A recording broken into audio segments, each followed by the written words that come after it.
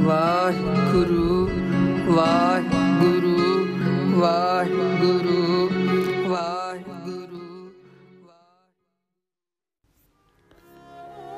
ਆਨੰਦਪੁਰ ਸਾਹਿਬ ਵਿਖੇ 10ਵੇਂ ਪਾਤਸ਼ਾਹ ਧੰਨ ਧੰਨ ਗੁਰੂ ਗੋਬਿੰਦ ਸਿੰਘ ਸਾਹਿਬ ਜੀ ਮਹਾਰਾਜ ਜੀ ਜਿਹੜੇ ਸਿੰਘਾਸਨ ਤੇ ਬੈਠੇ ਨੇ, ਤਖਤ ਤੇ ਬੈਠੇ ਨੇ, ਸਤਿਗੁਰੂ ਮਹਾਰਾਜ ਜੀ ਨੂੰ ਦੇਖ ਕੇ ਦਰਸ਼ਨ ਕਰਕੇ ਸੰਗਤਾਂ ਨਿਹਾਲ ਹੋ ਰਹੀਆਂ ਨੇ। ਆਪਣੇ ਆਪਣੇ ਮਨ ਦੀਆਂ ਭਾਵਨਾ ਸਤਿਗੁਰੂ ਦੇ ਚਰਨਾਂ ਵਿੱਚ ਰੱਖਦੀਆਂ ਨੇ। ਪਿੰਡ ਸਲੋਰੀ ਤੋਂ, ਜੋ ਕਿ ਆਨੰਦਪੁਰ ਸਾਹਿਬ ਜੀ ਤੋਂ 50 ਕਿਲੋਮੀਟਰ ਦੀ ਦੂਰੀ ਤੇ ਸੀ, ਇਸ ਨਗਰ ਸਲੂਰੀ ਤੋਂ ਸੰਗਤਾਂ ਆਈਆਂ, ਬੇਨਤੀ ਕੀਤੀ ਮਹਾਰਾਜ ਜੀ ਕਿਰਪਾ ਕਰੋ, ਸਾਡੇ ਵੀ ਨਗਰ ਵਿੱਚ ਆਪਣੇ ਚਰਨ ਪਾਵੋ, ਸਾਡੇ ਵੀ ਨਗਰ ਨੂੰ ਸਤਿਗੁਰੂ ਜੀ ਤੁਸੀਂ ਪਵਿੱਤਰ ਕਰ ਦਿਓ। ਧੰਨ 10ਵੇਂ ਪਾਤਸ਼ਾਹ ਮਹਾਰਾਜ ਜੀ ਆਖਣ ਲੱਗੇ, ਸੰਗਤ ਜੀ ਜ਼ਰੂਰ ਅਕਾਲ ਪੁਰਖ ਦਾ ਜਦੋਂ ਹੁਕਮ ਹੋਏਗਾ ਆਪ ਜੀ ਦੇ ਨਗਰ ਵਿੱਚ ਜ਼ਰੂਰ ਚਰਨ ਪਾਵਾਂਗੇ। ਧੰਨ 10ਵੇਂ ਪਾਤਸ਼ਾਹ ਮਹਾਰਾਜ ਜੀ ਨਦੌਣ ਦੀ ਜੰਗ ਜਿੱਤ ਕੇ ਸਤਿਗੁਰੂ ਜੀ ਵਾਪਸ ਆਨੰਦਪੁਰ ਸਾਹਿਬ ਨੂੰ ਆ ਰਹੇ ਸੀ। ਸਤਿਗੁਰੂ ਜੀ ਆਪਣੇ ਸਿੱਖਾਂ ਨੂੰ ਆਖਣ ਲੱਗੇ, ਭਾਈ ਇਸ ਸਲੂਰੀ ਪਿੰਡ ਵਿੱਚ ਠਹਿਰਨਾ ਹੈ, ਜੋ ਕਿ ਨਦੀ ਸਾਵਾਂ ਦੇ ਕੋਲ ਹੈ। ਮਹਾਰਾਜ ਜੀ ਉੱਚੀ ਪਹਾੜੀ ਤੇ ਸਤਿਗੁਰੂ ਜੀ ਨੇ ਆਸਣ ਲਾ ਲਿਆ। ਰਮਨੀਕ ਜਗ੍ਹਾ ਹੈ, ਨਾਲ ਹੀ ਨਦੀ ਸਵਾਂ ਵਗਦੀ ਹੈ। ਪਿੰਡ ਵਾਲਿਆਂ ਨੂੰ ਪਤਾ ਲੱਗਾ, ਸਤਿਗੁਰੂ ਦੇ ਦਰਸ਼ਨਾਂ ਵਾਸਤੇ ਆ ਗਏ। ਮਹਾਰਾਜ ਜੀ ਵਾਸਤੇ ਸੋਹਣਾ ਆਸਣ ਲਾ ਦਿੱਤਾ ਤਖਤ ਤੇ ਸਤਿਗੁਰੂ ਸੱਚੇ ਪਾਤਸ਼ਾਹ 10ਵੇਂ ਪਾਤਸ਼ਾਹ ਨੂੰ ਬਿਠਾ ਦਿੱਤਾ।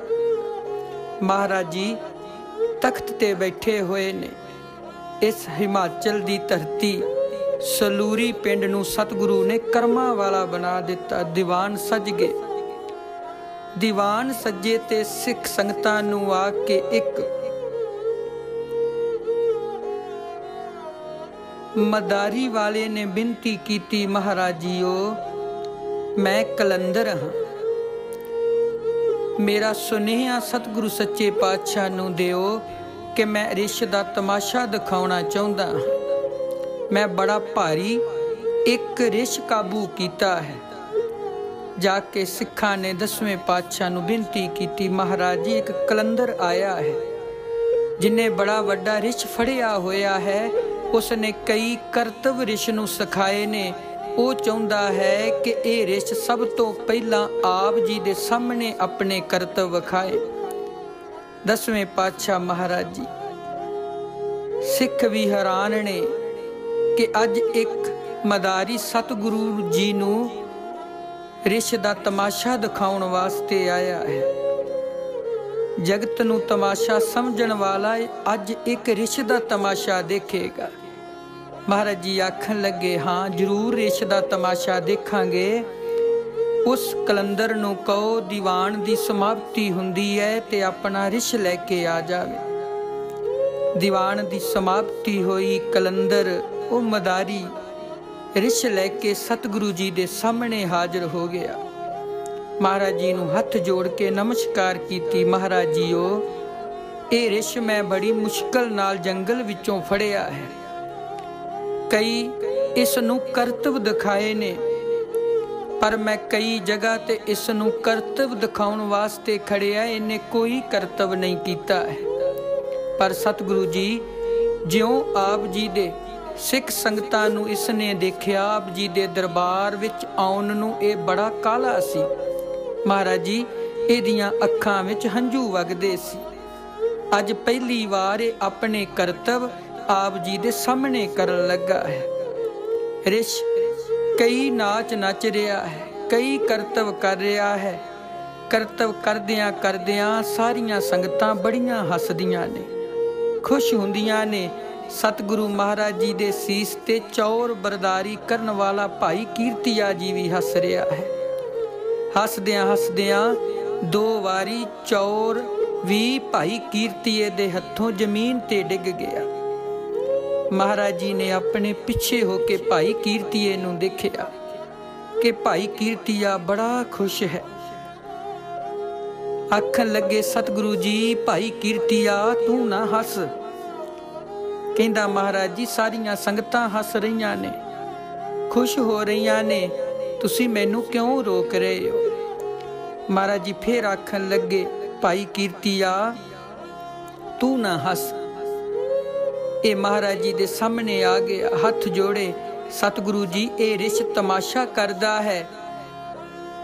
सारियां संगतां खुश हो रहीआं ने, हस रहीआं ने, पर तुसी मेरे हसने ते क्यों रोक ला रहे हो। महाराज जी आखन लगे कीर्तिया ये रिश होर कोई नहीं, ये तेरा पिता है, ये तेरा पिता सुब्बा राम है। भाई कीर्तिया जी गंभीर हो गया, हाथ विचों चौर एकदम रुक गया। आखन लगा महाराज जी मेरा पिता ते धन सतगुरु गुरु तेग बहादुर साहब महाराज जियां दा चौर बरदारी सी, वो ते सतगुरु जी दे उपर चौर करदा सी। ये सुन के आखन लगा महाराज जी जे मेरे पिता नूं रिछ दी जूनी मिली है, मैं भी आप जी दे उपर चौर करदा, फिर मैनू भी बांदर दी जूनी मिलेगी। ये सुन के गुरु जी ने फरमाया कि भाई कीर्तिया गल तू ठीक करदा है, सेवा तेरे बाप ने जरूर कीती सी, पर नाल एक गलती भी कर बैठा सी, जिस कारण उस नूं रिछ दी जूनी विच आउणा पिया है। सारियां संगतां हैरान ने, नगर वाले हैरान ने, ये मदारी करन वाला कलंदर हैरान है कि ये रिश भाई कीर्तिए दा पिता है।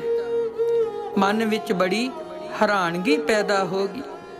सतगुरु जी आखन लगे भाई कीर्तिया तेरा बाप सुब्बा राम एक दिन कड़ाह प्रसाद वरताउण दी सेवा कर रहा सी। धन सतगुरु गुरु तेग बहादुर साहब महाराज जी दा दरबार सजिया होया सी। एक गुरु दा सिख सिद्दकी भाई धन्ना जी जो लाहौर तो आ रहा सी, अनाज दा गड्ढा लेके कड़ाह प्रसाद वरतदा देख के कड़ाह प्रसाद लैण लई उसने तेरे बाप नूं बेनती कीती कि भाई जी मैनू प्रसाद दिओ, पर तेरा बाप सुब्बा राम उसनूं देख के पासे नूं हो गया। जद भाई धन्ना दूजे पासे जा बैठे तां सुब्बा राम उस दे लिबड़े कपड़े देख के फिर पासे हो गया।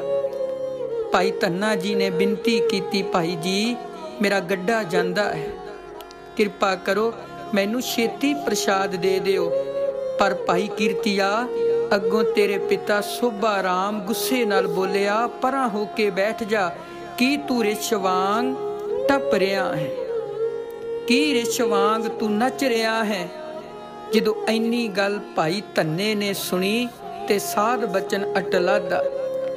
सतगुरु जी दा बचन है नानक फिक्के बोलिया तन मन फिक्का होए, फिक्को फिक्का सदिए फिक्के फिक्की सोए।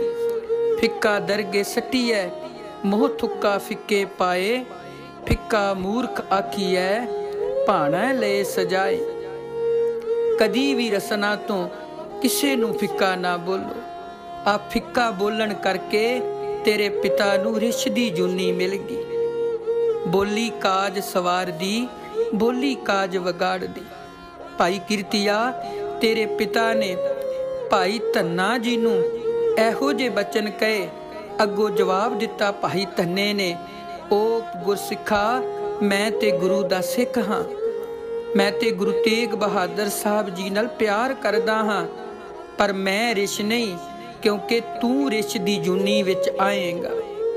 मैं नहीं नचदा हाँ, नच ते तू रिहा है, मैं रिछ नहीं रिछ तू है। भाई धन्ना जी साधु बिरती वाला सी, उसदा बचन पूरा होया ते तेरा बाप सोभा राम मरण उपरंत रिछ दी जूनी विच पै गया।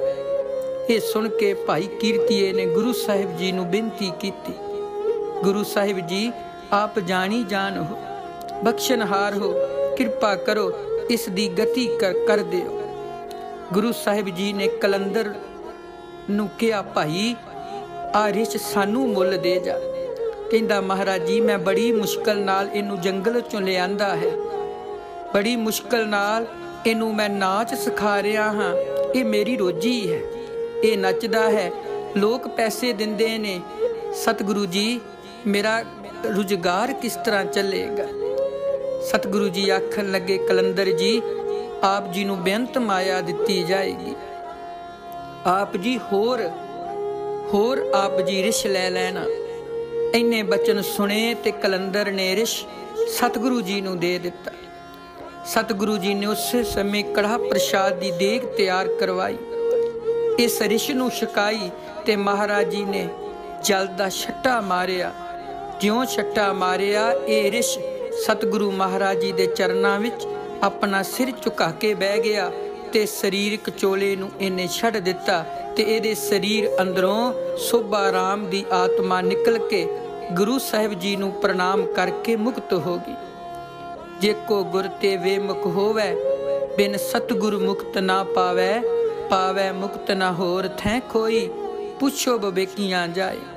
अनेक जोनी भरमे आवे बिन सतगुरु मुक्त ना पाए, फिर मुक्त पाए लाग चरणी सतगुरु शब्द सुनाए। कहे नानक विचार देखो बिन सतगुरु मुक्त न पाए। जे कोई अपनी गलती करके गुरु तो बेमुख हो जावे, वो गुरु तो बिना मुक्ति नहीं हो सकता है। कई जूना विच भरम के भी मुक्ति गुरु दे चरनी पिया हुक्म मन्निया ही हुंदी है। गुरु दी चरनी पैण तो इलावा होर किसी साधन नाल मुक्ति नहीं हो सकती है। मनुख दा निस्तारा गुरु दे चरनी लग्या ही होना है। फिर ये साडे ते है कि असी निस्तारा इसे जन्म विच करवाउणा है कि जां अनेकां जूनां विच भरम के फिर आउणा है। भजो गोबिंद भूल मत जाहो, मानस जन्म का यही लाहो। मनुखा जन्म दा इहो लाहा है। धन सतगुरु 10वें पातशाह महाराज जी इस नगरी पिंड सलूरी अंदर आए। इस रिश नू सतगुरु जी ने मुक्त कर दिता। सतगुरु दी वडियाई बेअंत है। सतगुरु अकाल पुरख बख्शिश कर दिंदा है, पर विच हउमै सेवा थाए न पाए। जन्म मरै फिर आवे जाए। जे सेवा करनी है तो फिर हउमै हंकार नाल नहीं करनी है, किसे नाल ईरखा नहीं करनी। लंगर वरताऊं लगिया, देग कड़ा प्रसाद वरताऊं लगिया ईरखा नहीं करनी। कोई सहज धारी है, कोई भी है, किसे जात दा है, ओनू गुरु नानक दी संगत समझ के ओदे कोल प्रसादा पहुँचाउणा है ते ओनू कड़ा प्रसाद दी देग देनी है। कदी भी हउमे नाल सेवा नहीं करनी। सा सेवा कीती सफल है जित सतगुरु का मन मन्ने। सा सेवा वो सेवा प्रवान है जिहड़ी सतगुरु नू चंगी लगदी है। नहीं ते फिर रिश दी जून वांग कई जूना विच भटकना पएगा। भाई कीर्तिए ने सतगुरु दे चरनां च नमस्कार कीती। महाराज जी ने गल वकड़ी लिया ते कहा, भाई कीर्तिया कदी भी किसे नू अपनी रसना तो कबूल नहीं बोलना। सा रसना धन धन है मेरी जिंदड़ी है, वो रसना भागां वाली है। वाह वाह करती रसना शब्द सुहाई। वो रसना पूजनीक हो जाती है जेड़ी रसना सच बोलती है। वो रसना कदी झूठ नहीं बोलती है। वो रसना वाहिगुरु दा सिमरन करती है। वो रसना फिर अकाल पुरख वाहिगुरु दे गीत गाउंदी है। वो आप तरदी है ते शरीर नूं भी तार दिंदी है। हमेशा रसना तो कदी किसे नूं कबूल ना बोलो, कदी किसे दा दिल ना दिखाओ। इस रसना दे नाल तोड़ना नहीं, इस रसना दे नाल टुटे होया नूं भी जोड़ देना। एहो जे बोल बोलो कि आप बोल बोलो ते अगले दे मन विच आनंद दी प्राप्ति हो जावे। एहो जी रसना तो बोल बोलना कि अगला आप जी दे बोल सुन के खुश हो जावे। धन धन सतगुरु गुरु गोबिंद सिंह साहिब जी महाराज।